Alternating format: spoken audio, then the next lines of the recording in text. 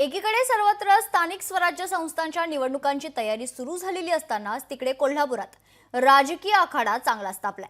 कोल्हापुरात मोठ्या राजकीय उलटापालटी होण्यास सुरुवात झाली आहे। सांगलीतील पैलवान चंद्रहार पाटील यांच्यासह अनेक पक्षांच्या पदाधिकाऱ्यांनी शिवसेनेत पक्षप्रवेश केलाय। तो कोल्हापुरात देखील काँग्रेसचे महापालिकेतील गटनेते सारंगधर देशमुख आणि त्यांचे समर्थक शिवसेनेमध्ये प्रवेश करणार आहेत।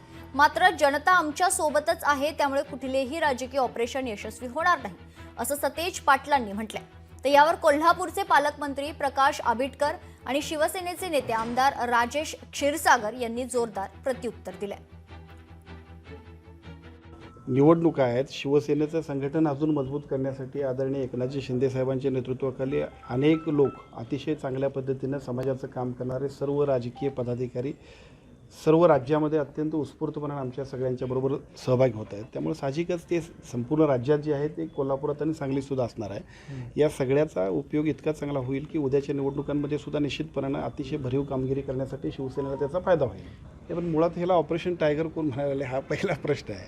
आणि दुसरा मुद्दा असा आहे की शिवसेनेचं संघटन वाढवणं ही आपण पाहता संपूर्ण राज्यामध्ये सन्माननीय उपमुख्यमंत्री आणि शिवसेनेचे मुख्य नेते एकनाथजी शिंदे यांची लाट आलेली आहे। आणि त्यामुळे सांगलीमध्ये मी संपर्क प्रमुख म्हणून काम पाहतो, साताऱ्यात संपर्क प्रमुख म्हणून काम पाहतो। विविध पक्षाचे नगरसेवक आज या ठिकाणी शिवसेनेमध्ये येणार आहेत।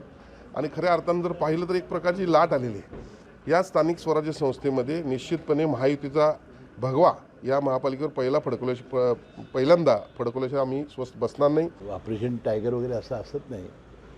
कार्यकर्त्यांना समजावून देऊन, कार्यकर्त्यांना दिलासा देऊन, या निवडणुकीत आम्ही तुमच्या मागे कसं उभं राहणार हे सांगून त्यांचं मन परिवर्तन करून मग आमची पक्षात घेण्याची मोहीम आहे। लोकशाही मराठी ऐका, पहा, जागरूक रहा।